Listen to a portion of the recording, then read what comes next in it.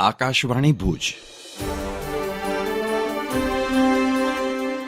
પ્રસ્તુત છે અખબારોની હેડલાઇન્સનો કાર્યક્રમ હેવર હેવર.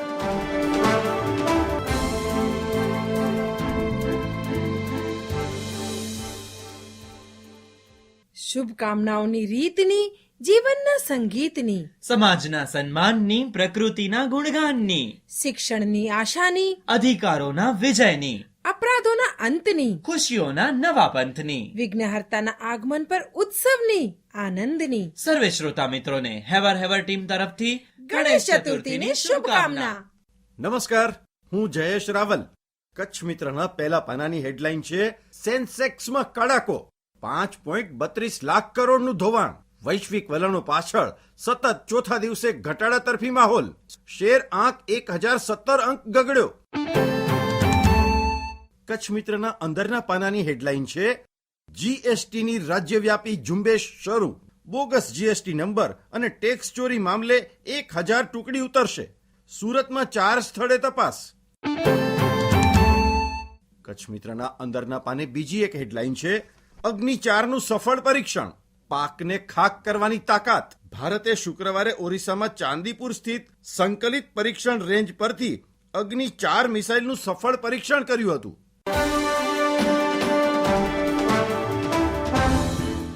હું મનોજ સોની. દિવ્ય ભાસ્કરની આજની હેડલાઇન છે કે ગોધરાના નીટ કૌભાંડમાં સીબીઆઈએ 8000 પેજની ચાર્જશીટ રજૂ કરી.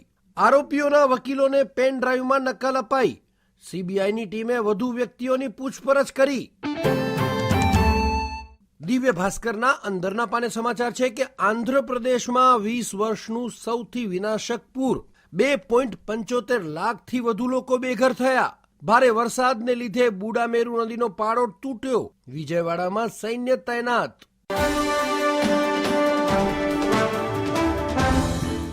હું અમિકારિયા. ગુજરાત સમાચારમાં આજની હેડલાઇન છે ડાયવર્ઝન ધોવાઈ જતા મુન્દ્રાના જૂના બંદર તરફ જતો રસ્તો હજુ પણ બંધ.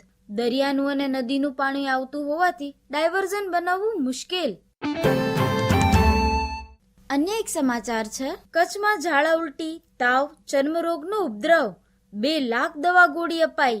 650 પ્રકારની દવાની માંગ સામે ભુજના ડેપોમાં 350 પ્રકારની દવા જ હાજર. અન્ય એક સમાચાર છે ગુજરાતના રેશન કાર્ડ ધારકોના ઈ-કેવાયસી ની પ્રક્રિયા ચાલુ કરાઈ. 26.19 લાખ કાર્ડની કામગીરી પૂરી. બાકી રહેલા ઓનલાઈન કરાવી શકશે.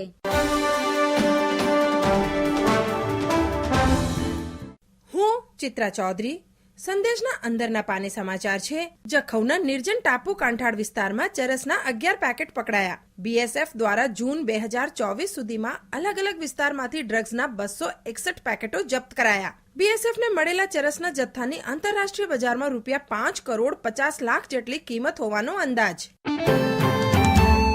સંદેશના અંદરના પાને વધુ એક હેડલાઇનમાં અંજારની વ્યાજખોરી કરતી રિયા, આરતી અને તેજસ સામે ગુજસી ટોકની કાર્યવાહી. વ્યાજખોરી મામલે રાજ્યમાં સૌ પ્રથમ વખત ગુજસી ટોક તળે ગુનો નોંધાયો. આરોપીઓ વિરુદ્ધ વ્યાજખોરી, ધાકધમકી, ખંડણી અને મરવા મજબૂર કરવાની ફરિયાદો.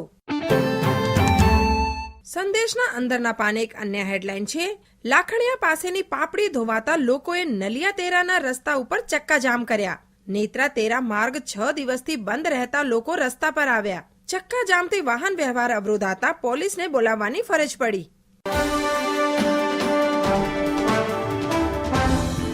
હું નીરજ મચ્છર. ગઈકાલે જાણ્યું કે ગણેશ ચતુર્થી પ્રથમ ક્યારે અને કેવી રીતે મનાવવામાં આવી તે અજ્ઞાત હોવા છતાં વિકિપીડિયા પરની વધુ માહિતી જાણીએ. કૌર જેવા અન્ય લોકોના મતે 1892માં જ્યારે ભાઈ સાહેબ લક્ષ્મણ જાવલે, જેને ભાવ રંગારી તરીકે પણ ઓળખવામાં આવે છે, એમણે પુણેમાં સૌપ્રથમ સાર્વજનિક ગણેશ મૂર્તિની સ્થાપના કરી. ત્યારે આ ઉત્સવ એક જાહેર કાર્યક્રમ બની ગયો. રોબર્ટ બ્રાઉનના મતે તેમણે ગણેશને ભગવાન તરીકે પસંદ કર્યા કે જેણે બ્રાહ્મણો અને બિન બ્રાહ્મણો વચ્ચેનું અંતર દૂર કર્યું અને ત્યાંથી જ બ્રિટિશ સંસ્થાનવાદી શાસનનો વિરોધ કરવા માટે તેમની વચ્ચે પાયાની એકતા ઉભી થઈ. અન્ય વિદ્વાનો જણાવે છે કે બ્રિટિશ સામ્રાજ્યએ 1870 થી રાજદ્રોહીની એસેમ્બલીના ડરથી બ્રિટિશ ભારતમાં 20 થી વધુ લોકોની સામાજિક અને રાજકીય હેતુઓ માટે જાહેર સભા પર પ્રતિબંધ મૂકતા શ્રેણીબદ્ધ વટહુકમો પસાર કર્યા હતા. તિલક માનતા હતા કે આનાથી હિન્દુઓની જાહેર સભાને અસરકારક રીતે અવરોધિત કરવામાં આવી, જેમના ધર્મમાં દૈનિક પ્રાર્થના અથવા સાપ્તાહિક મેળાવડા ફરજિયાત નથી, અને તેમણે મોટી જાહેર સભા પર બ્રિટિશ સંસ્થાનવાદી કાયદાને અટકાવવા ગણેશ ચતુર્થી મનાવવા આ ધાર્મિક મુક્તિનો લાભ લીધો. બોમ્બે પ્રેસિડેન્સીના પેવેલિયનમાં ગણેશની વિશાળ જાહેર તસવીરો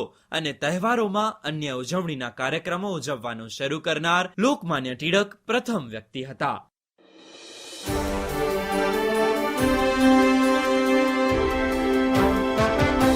અખબારોની હેડલાઇન્સનો કાર્યક્રમ હેવર